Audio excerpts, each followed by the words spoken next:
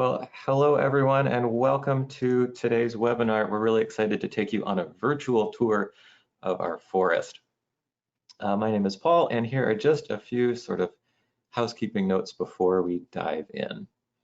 So there's a chat over on the right side of your screen. Feel free to say hello there, and that's also where you can ask any questions you think of as we go through the forest, as we go through the tour. Pop your questions in there.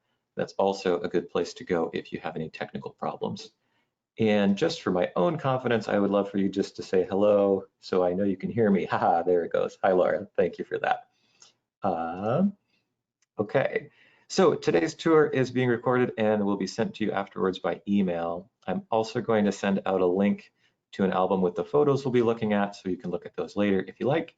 And you'll also get a really neat panoramic photo from each stand that makes it look like you're standing in the forest. You can kind of twist it around and look all around. And hopefully all this green stuff helps lift your spirits, especially for those of you who've been stuck inside a lot lately. Our topic today is a virtual tour of Zena Forest. A lot of you know Zena Forest Products is primarily a hardwood flooring company. So you might be wondering why we're talking about a forest. And so just a few things on that. First of all, Zena was a forest first. Ben and his family have been caring for this forest for over 30 years, and the hardwood flooring operation started around 15 years ago in order to support the work of the forest. The second connection is that we believe that the best flooring comes from healthy trees in healthy forests. So the decisions we make in the forest are crucial to setting up our flooring for success, both in terms of quality and in terms of sustainability. And third, we are invested in the long-term health of the Willamette Valley's trees, literally. So we're hoping that our methods of caring for our forest help others to make similar decisions with their own land. Hardwood trees are not weeds. They are essential and valuable parts of our ecosystem. Okay, so thanks for all the hellos. It's great to see you all. I'm going to turn this over to Ben, and we're going to start the virtual tour. Hello, everybody, and thanks for joining. I wanted to give a brief outline of sort of what I'm going to talk about today.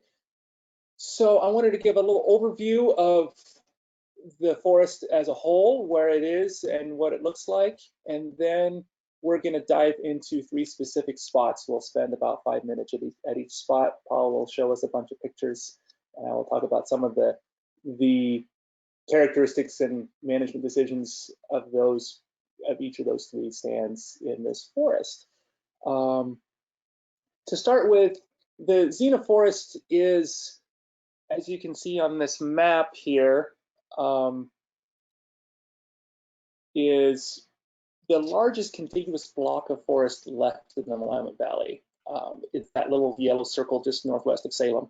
And the Willamette Valley has been parceled up and developed into mostly farms and towns and houses and roads, and there's very little forest left. And through a number of circuitous ways, this forest was able to be assembled and protected. It has a conservation easement on it, which protects it as a working forest in perpetuity.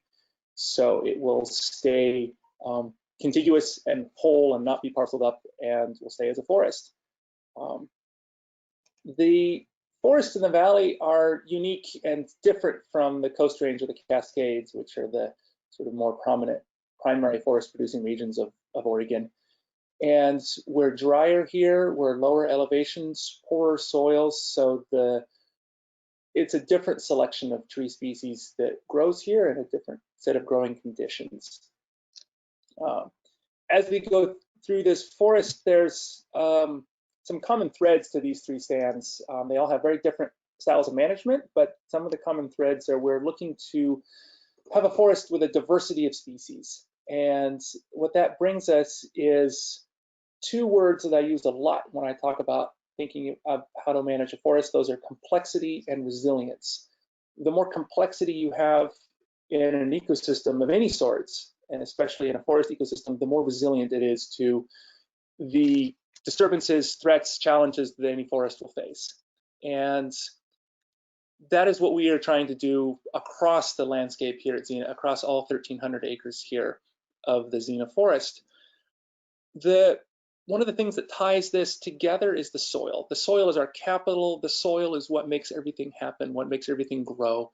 And so throughout all of our management, we really think about the soil and how do we build soil? How do we maintain the soil that we have? How do we make that soil be as robust as possible and work for us, work for the trees, work for the forest, work for that ecosystem. This forest is a low elevation forest. It's ranging between 300 to 1,000 feet in elevation. So that's sort of the range here down in the Willamette Valley. There's no higher elevations here. And with that, let's jump into the first stands. Here on this map, real quickly, you can see 1, 2, and 3. Those are the sites of the 3 stands that we're going to be looking at today. The first one we call the Beaver Woods Hardwood stands, down on the west side of the forest. And this is a lower elevation site, around 350 feet. It's a northwest aspect. It has decent soils. This stand has been selectively thinned for over 30 years to encourage high quality hardwoods. And you can see here there's primarily Oregon oak and western maple. They're tall, straight trees. They have good space for their crowns. They're growing well. And this is sort of how we've practiced single tree selection. We've taken Douglas fir primarily out of this stand. There was scattered low quality Douglas fir throughout this stand, and over the years we've removed that. We've removed some of the lower quality hardwood trees as well. And when we practice single tree selection, we are thinning from below, I guess you would say. We find the dominant tree, the high quality tree that's our future tree, the tree we want to get bigger and grow into a more valuable tree in the future. And we find a competitor to that. And we remove that tree so that the future tree can keep growing and unhindered. And what we have here is a beautiful, in my mind, beautiful high quality hardwood forest that's still coming up. These are trees that are going to come to the sawmill in the future. And here's a quick shot of the forest floor. Again, coming back to the soil, we try to keep forest cover, keep a continuous canopy over this forest as much as possible, which allows all these mushrooms to grow, all this undergrowth to thrive on the forest floor, which helps protect the soil, helps to build that soil. And you can see all the ferns. That's a classic understory on our hardwood stands. And the ferns tell us that maple wants to grow here. So there's about a 40% of this stand is western maple. The rest is Oregon white oak. And like I said, this is now very well positioned to be saw logs for the forest, for the sawmill going into the future. We have not done a commercial hardwood harvest in this stand yet. That will be, we're probably still at least 10 years away from that, as these trees grow slowly. Hardwood trees grow more slowly than our Douglas fir, especially on this lower elevation sites. The soils are decent, they're not fantastic. These trees aren't growing super fast. So it's an exercise in patience and waiting for these trees to develop their full potential. And yeah, and here you can see the crown cover. What we've tried to do is give the crown of each tree room to grow. There wants to be little bits of light surrounding each crown so that they have plenty of room to thrive. The crown of a tree is really the engine, the horsepower, the driving force of the tree. That's what determines how fast it will grow, how big it will get, how much volume it will put on. And so the more we can keep those crowns open, the more we can allow those trees to really thrive. Too much opening in the crown of the forest will bring sunlight down to the forest floor, change the composition of the understory, but it will also allow us to start a new generation of trees. And so as we've thinned this stand and we've seen little patches of light emerge, we've planted new seedlings on the forest floor. So this whole stand has the next generation of mostly Oregon white oak growing that's between 5 to 10 years old at this point. Some of them were planted, some of them were natural seedlings that we have identified and helped to thrive. And that's the sort of dynamic, complex nature of this forest, is to sort of have a multi-generational forest stand of trees, so that as we start thinning this commercially, there will be another generation already started that will take the place as we start taking the bigger, older trees out. And what is this, the last slide, or is there one more, Paul? Moving on to the, so here's, you can see a beautiful maple tree. There's another younger maple tree that's starting to come up. That's probably a 10 or 15-year-old tree at this point. So that next generation is starting, and which gives us the ability to start taking the older trees in about 10 years when we start doing that. The next stand I call the Freeman Block. This is a very different stand. It's about 4 acres, about 400 feet in elevation. It's a directly south aspect. Again, has decent soils, not fantastic, but decent. We had been thinning this selectively for 30 years, and despite our best efforts, we did not end up with a very high quality stand of trees. The trees were fairly low quality still. There just was not it hadn't started out with a natural forest that had grown on its own, but it had started out fairly open. The trees were very limby. And over the last decade, we've noticed that there was a lot of Douglas fir trees in the stand that were dying on their own. And what we realized was this was time to make a change in this stand. And so we did what I guess you could call a modified clear cut. We removed almost all of the Douglas fir, some of which were huge trees. We had the largest or oldest tree was a 109-year-old Douglas fir tree that was massive. And we removed a lot of volume of fairly low quality fir. We left the younger firs and the hardwoods on the landscape and then replanted it. So in order to do this, and here we're running through some of the seedlings that we replanted. We replanted in, the forest was, when we started, was primarily Douglas fir with a little bit of oak in the understory. We now have, the fir has been removed and the understory oak has lots of room to thrive. And we've planted 5 separate species on the landscape.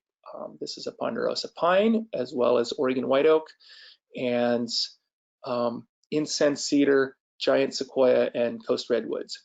And those are our 5, I guess you'd call them our magic species. They're our favorite species that we're planting on our forest these days. And this will be a plug for a future webinar where we go in more into depth on the different species, tree species we're planting as a result of the changing climate here in the forest. So to short and sweet right now, the climate is changing, and we are looking to plant not just the trees that used to grow here, but trees that we think might want to grow here in the future. What this is giving us is it's giving us a new kind of complexity on a block scale. On a 4-acre block, we now have, where there used to be 1.5 species growing, or 2, I guess, we now have 5 species distributed across this area that will all be growing on this site. Partly, it's some experimentation with some of these new species to see which ones are going to thrive long term. Some of them we know will do well, and some of them we think will do quite well. And again, it goes back to this complexity and resilience of the more species you have on the landscape, the more the forest can deal with whatever threats come its way. If there's a bug infestation that takes out our pine trees, we still have 4 other species growing on that patch of grounds. And you can see all these oak trees that were still standing, and individually there were smaller little oak seedlings that we saved here and there. And this is really testament to a very skilled logger. We are blessed to have a contractor that works for us who is incredibly skilled at what he does. and is able to drop these massive fir trees with huge branches in a way that didn't flatten everything around it, and allowed us to take the trees that we wanted to take them out as sort of surgically and precisely as possible and leave everything else intact. The soil we use, even in this clear cut, we use skid trails. We do not drive across the whole landscape. We used particular skid routes for the machines and pulled cable, wood cable, pulled the logs out from there. So we still have moss and mushrooms growing in the undergrowth even after it was logged. It was logged just about a year ago now. And this is really sort of, it's a bit of a new model for us of what I'm calling a modified clear cut on that scale. Normally we've really practiced the single tree selection. In this case, it seemed like the right thing to do because continuing to thin this stand wasn't going to give us any more economic value. It was a beautifully complex, or it was a decently complex ecologically forest complex ecologically, but it didn't have the economic value that we were really looking for in our forest. And this one last point on this is sort of an example of how we are constantly trying to balance ecological complexity with economic viability. We still need to be able to pay the bills and cut down trees that are valuable, and at the same time we're trying to have the most complex and healthy forest that we can. So Ben, just to jump it in here, yeah. I missed a question during the hardwood section and I wanted to bring up. Brian wanted to know the site index for the hardwood trees. Is that something you can speak to? I'm not a trained forester, and I wish that I had the time to go back to forestry school at this point so I could give you a better answer. But we are, I think, mostly site 3 and 4, site class 3 and 4 here. There's a little bit of 5. I don't think we might have a very little bit of 2, but those are fairly low site class areas where trees aren't going to grow super fast. So hopefully that answers your question there. And then someday another one. I wish I. Yeah. Go ahead. Amanda wanted to know what we did with the 109-year-old tree that was removed. So those logs we sold those to the big sawmills. Those are that we don't saw fir really at Zena Forest Products. We work specifically with the hardwood. So the fir logs went to a couple other big sawmills in the valley here. And the big logs went to a mill that cuts fir timbers and beams. And we're able to make beams and timbers out of these trees, even though they had very large knots and some pitch seams and were pretty low quality trees, even though they were very large. So they went to timbers and beams. Cool. And then one more, do we log year round or just at specific times? We primarily log in the drier months. So the summer and the dry shoulder seasons in the spring and fall, depending on how much moisture we have. So in the middle of winter, we don't log really at all. Partly it's many of our roads don't have rock on them, and so it's hard to get machines in there, and it also tears up the ground a lot more when the soil is wet. So most of our logging happens in the summertime. Cool. Thanks so much. Absolutely. So going on to the third stand, what I'm going to call the water tower stands. It's about 15 acres. It's at about 800 feet in elevation. It has very good soils and is a primarily north aspect. These little couple pictures in here, this is actually 2 stands in one. I'm doubling up here. This is a fir plantation, about a 50-year-old fir plantation, which is the opposite of the water tower stands. It's what we are working on, trying to convert away from a single tree monoculture to a more complex, resilient, robust forest. And This is exactly next to the water tower stands, and sort of shows you the juxtaposition of the two, two extremes of forest that we have here. And the water tower stands, with the exception of some minor thinning about 20 years ago, has had pretty much no touch. It's an off-limits area. It's designated as an off-limits area in our management plan. And I'll get back to that. These slides are very fascinating. I wanted to talk a little bit, if you go back to that last slide, about soil. And I talk a lot about the soil. This is a stump that was cut probably 20 years ago, a fir stump. And you can see there's a fir tree still standing next to it. The roots of those two trees, when this tree was still alive, had grafted together and were communicating and were sharing nutrients. And so when this fir tree was cut down, the stump still was able to get nutrients from its neighbor and enough to heal over. And it has grown this scab over the top of the stump. And that stump is still connected to its neighbor. And it's just a fantastic example of the interconnectedness and complexity of our soils. And the more we can protect those soils and keep trees standing and not cut down every single tree on a site, the more those soils and those roots and the mycorrhiza and the fungi and all of the bacteria and organisms in the soil do their job of growing things. And I love it when I find these little examples, and they're all sprinkled all throughout the forest of these root grafted stumps.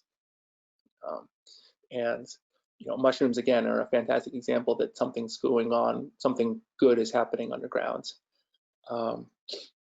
But this water tower stand is one of our set-asides. We have two sort of quasi old growth set-asides in our forest that they have a wide diversity of tree species and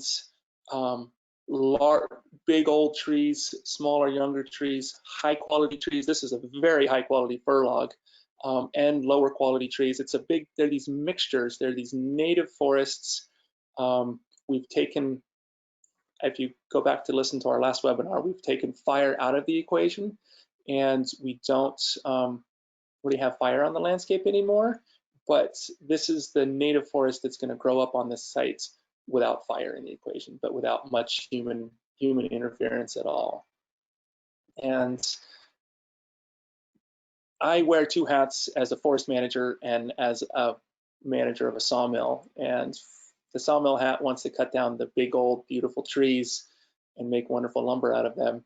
The forester wants to store as much carbon as possible and keep our complexity and grow these big funky trees that aren't putting on a lot of board feet per acre in this stand. There's a lot of space between the trees, but there's a lot of complexity and a lot of carbon in this site, and it just feels good when you walk into that stand of trees. It has that, I don't know how we can quantify the value of a feeling of being in a forest, but that has value, and it has value to me. And I feel fortunate to be able to walk up in there and sit down and look at the canopy of the trees, and it feels good. So this site is there for the future, and we have no plans to really do any management whatsoever in here. If the trees fall over, we'll let them fall over and be part of the landscape, go into the soil. And it's as the forest management changes over time, we add new pieces to our set-asides, but this has been part of our set-aside for quite a while now. And it's sort of an example of these, bigger, older stands with interesting trees. And with that, I think we're just about wrapped up, and maybe we can go on to some questions for a little bit.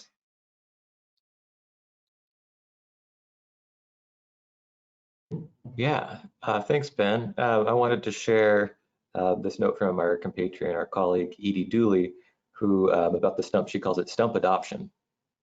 Yeah, I like that. She says, it's a testament to healthy soils, not broadcast spraying to keep soil healthy. Um, let's see. Amanda wants to know, are ferns helpful to the forest? Yes, I don't know in specifically the science about what exactly they are doing for the forest, but all of that, they're native to the landscape here. All of that those understory species are building soil, holding moisture in the soil. That if you dig down in the dirt underneath a patch of ferns, it's damp even in August. Sometimes it really holds moisture, helps to hold that whole understory and soil together. So yes, they're very helpful. Ryan would like to know, what's your personal favorite stand in the forest? The water tower stands. This one right here. That really, the one we're looking at right now, it's special. And as much as I really want to cut down that big fir tree that we're looking at in the picture right now, because I know it's valuable, I'm not going to, and I'm going to feel good about that because this is my favorite stand by far. Nice. Richard wants to know, do we allow environmental education, structured or unstructured activities in the set aside part? Oh, absolutely. We encourage as much environmental education as possible out here.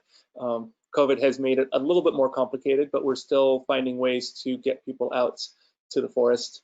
Luckily, the forest is outdoors and is a safer spot than most these days. So yes, as much we try to make this forest open to as many people as possible. Cool. Back to the Freeman Block.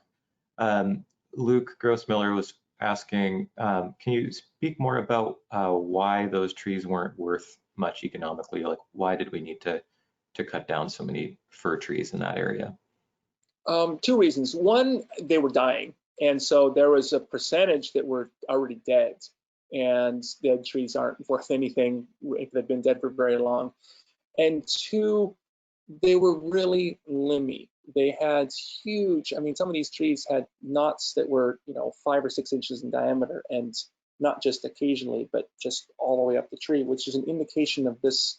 Those fir trees had grown up with not densely. They grown up in a very open setting with a lot of light around them from an early age, and had developed that really robust branch structure, which when you're trying to saw lumber, knots are the enemy, especially in trying to saw structural lumber, which is what Douglas fir is used for. So because of that open growth early on in its life, back 100 to 60 years ago, when the trees were developing their form, well before we were starting to take care of this place, they had gotten that form, and we had taken the worst out already. But if there isn't anything very good, single tree selection never gets you to the high quality. So it was the big knots primarily. Yeah, and that wasn't a natural fir stand, right? Had it been planted to fir, sort of against the wishes of the forest? It was natural. Just absolutely. There was no indication of any sort of planting or plantation happening there. It was just had developed naturally without fire. Good. Cool. From Candace, in terms of climate change, how does the management of the working stands optimize carbon storage and minimize CO2 release? We, like I said before, we try to keep a continuous forest cover as much as possible. The Freeman Block, we don't have continuous forest cover, but we immediately replanted it. We did not pile and burn our slash. So when we do harvest, all of the tops and branches and peat parts of the tree that aren't pulled out for saw logs stays in the forest and is cut up in pieces and distributed across the landscape and left there to decompose and go back into the soil. And from a soil perspective, that's very good for the soil. From a carbon perspective, maybe there's, from my layman's understanding of carbon cycles, about 50% of a decomposing piece of wood is going to go, the carbon will go back into the soil, and about 50% will go up into the atmosphere. Whereas if you pile and burn that, 100% of the carbon goes up into the atmosphere. And so this is a way for us to put a lot of the carbon that was growing above ground down into the soil and build more soil carbon below ground, where it is soil carbon is the most stable carbon bank that we have on this globe. And that's 50% of any stand of trees most likely is going to have 50% of the carbon in a stand of trees is going to be below ground and 50% above ground. And so when we're managing our forest, we're only messing with 50% of that carbon. We're trying to keep as much of that either in long-term durable forest products, wood products, or have it go back down into the soil. Thank you.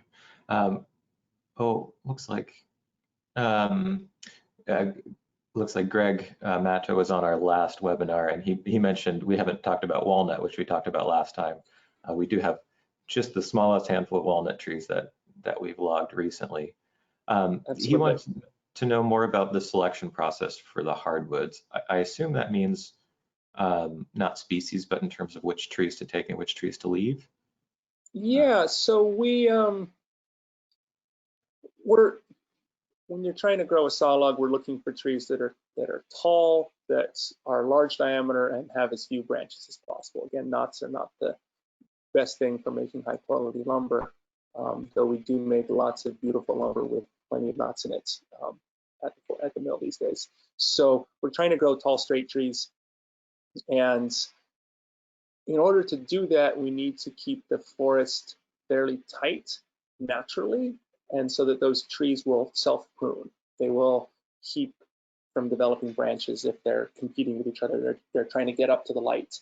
And once those hardwood trees have gotten their form, at that point we start thinning them to let those crowns get as much light as possible. And with each species, it's a different recipe on at what age and size can you transition from keeping the forest tight to opening it up to let it thrive.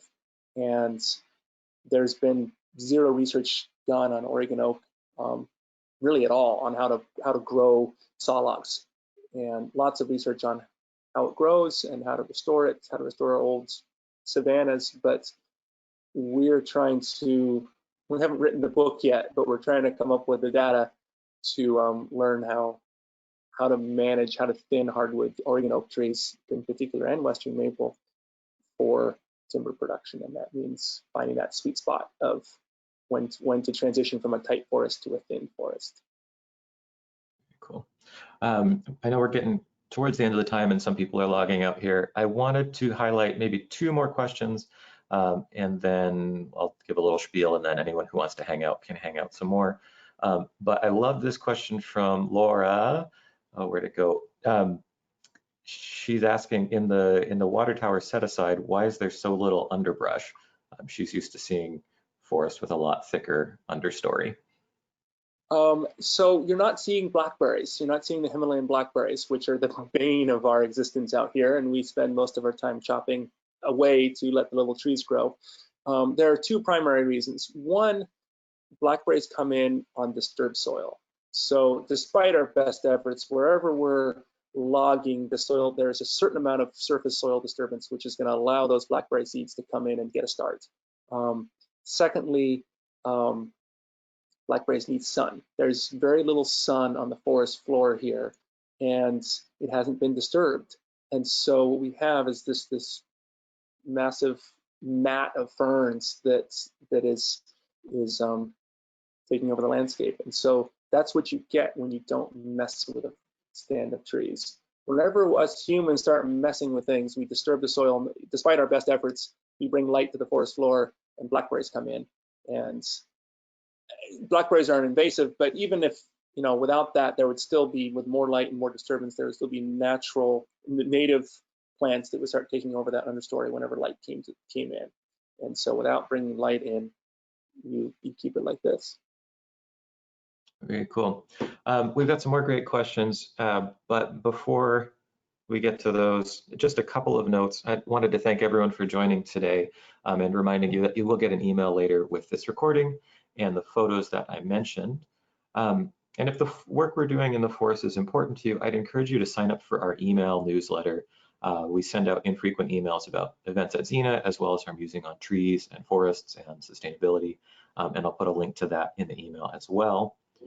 And if you want to support forests like the one we are looking at right now, and we're looking at earlier, the best thing to do is buy local wood. Whether that's hardwood flooring from us, we would love to sell some hardwood flooring to you, or maybe it's other wood products from other local people, other local producers. There are a lot of people out there doing neat stuff with wood, and you can support them by voting with your dollars. And if you're looking for something in particular and you want to find it locally, we're happy to help. Just send us an email or contact us on any of our platforms, which you can see here. And we hope you can join us next month. We're going to do a similar thing, but it's a virtual tour of our sawmill. And so you can kind of see how the trees come from the forest and get turned into other kinds of stuff. I'll put a registration link to that in the email as well. Thanks everyone again for joining, and feel free to hang out for as long as you like, and we'll answer some of these questions. But if you have to go, thanks so much for being here. Ben, you mentioned earlier we've taken fire out of the equation. Greg wants to know how we managed to take fire out of the equation.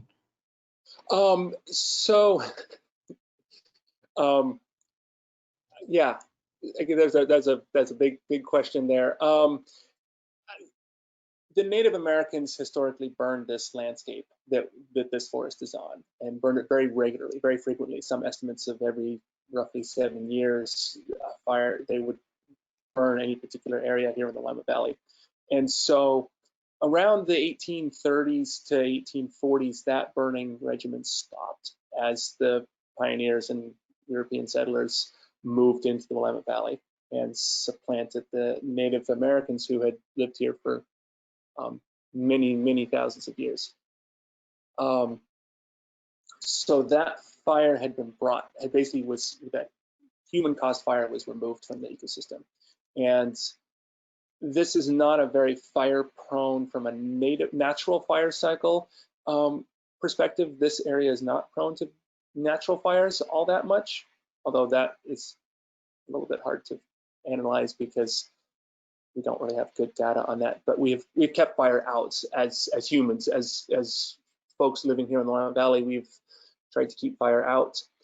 These days, this forest is managed without fire in mind, and I am actively trying to keep fire out.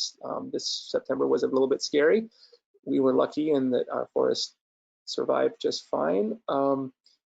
As you will see, though, all of these stands that we showed are not very fire prone. I'm not too worried about fire blowing through this forest because it's not very flammable. There's a lot of complexity. There's a lot of hardwoods. That hardwoods don't burn very easily. Young conifer plantations are what burn hot and catastrophically. And we are every year transitioning away from the conifer plantations that we've inherited here in this forest. So fire is a concern, but it's not part of our management tools anymore. Hope that sort of answers the question. So it's not so much that we've magically prevented it, it's that we've chosen not to introduce it. Yeah. Absolutely. And tried our hardest to prevent it. Yeah. How much does, this is from Alexander, how much does wildlife, forage and habitat values weigh on our decision making for forest management? Do we diversify structure across the forest for the sake of the wildlife? I don't know that managing specifically for wildlife is one of our primary goals. It is definitely a secondary goal or result. By managing the way we do, we have developed a forest that is very conducive to wildlife. And we have a really wide spectrum of animals that call this place home, including the occasional elk and bear that spend their time here. We have a couple areas of oak savanna where we have one spot where there's the extremely endangered Willamette daisy. I think there are only 7 sites known where that daisy is known to grow here in the Willamette Valley. And we're lucky to have one site like that. So that is definitely a level protected area.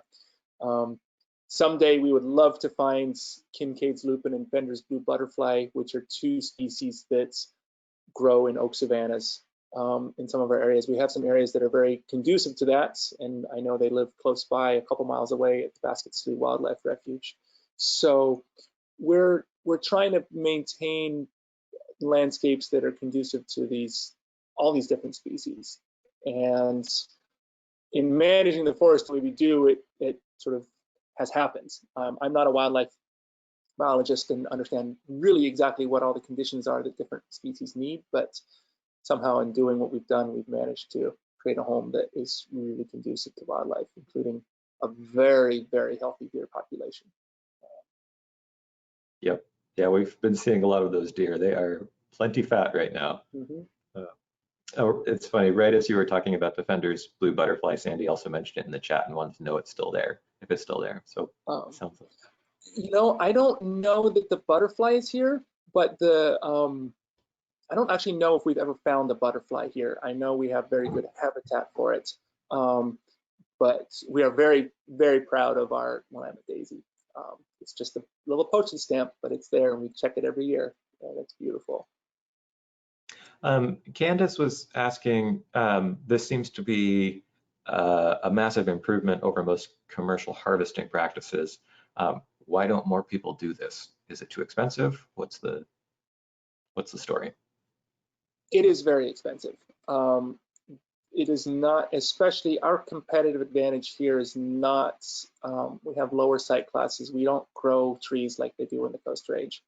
And for us to generate revenue from this forest, regardless, we've had to be innovative, and we've developed our sawmill operation and found ways to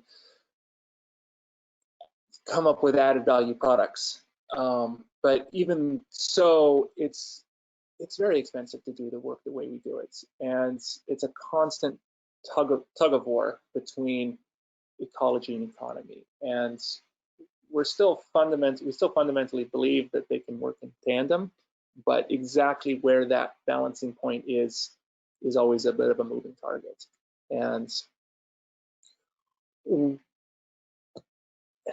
there are real economic challenges to managing the forest the way we do. And that is one of the primary drivers of why more people don't do this. But I think another one is just seeing a forest as a forest. The values of a forest are much more than the board feet you get out of it. And I think here in Oregon, we have a mindset of our forests are revenue generators because of the board feet that we can get out of them. And everything else is sort of an added benefit. And I feel like we need to think about our forests more holistically as providers of a wide range of Commonwealth benefits for all of us Oregonians, lumber being one of many benefits.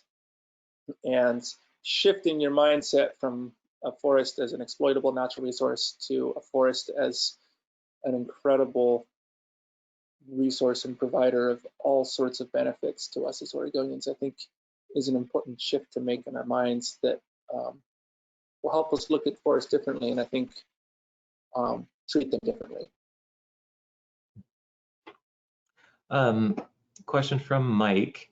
Can you talk about how our practices, including maybe especially the modified clear cut you mentioned in the Freeman Block, fit within the spectrum of Oregon law and also FSC? Sort of where does it fall in both of those? Absolutely. So the Oregon Forest Practices Act is the law that governs all private forests in Oregon. And you can have a clear cut of up to 120 acres in size under the Forest Practices Act, and you only have to replant a single species afterwards. And there are some loopholes that allow you to basically not leave any trees standing. You're supposed to, but there are some loopholes that I can tell you about later that most industrial timber operators utilize to not have to leave any trees on the landscape, any leaf trees. So for us, we manage it's a completely different kind of management that we do that is miles above the legal minimum. When it comes to FSC certification, we are still well below the FSC thresholds for opening size and the number of leaf trees that need to be left in the stands. I don't exactly remember the specifics of what the FSC rules are, but the openings we are making are much smaller than is mandated as a minimum by FSC, and as well as the number of trees that are left. So some of the primary important things about forest law is the size of the opening, how big can the clear cut be, how many trees need to be left on the site, and how much of a buffer do you leave along riparian areas and waterways. Those are sort of the three big topics of conversation. And then the fourth one would be what sort of post-treatment herbicide use do you use? And we use very limited targeted herbicides. We have made some concessions for herbicides because we are so close to urban areas and the invasive species pressure is so high that we cannot physically remove all of the blackberries manually in order to get our trees to come through. So we, but we still manage higher than both the Forest Practices Act and FSC. And I would just add, these pictures are from 2 days ago. We went out and walked those stands, and that Freeman Block is not recognizable to me as a clear cut. Walking through there, the trees that are left, it feels like a forest. It still feels like wilderness. It doesn't feel like one of these massive scars on the landscape.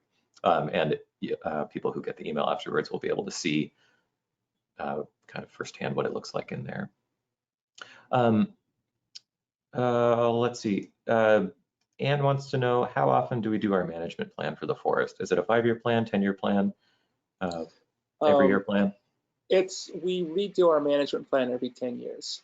And we just rewrote it about 2 years ago.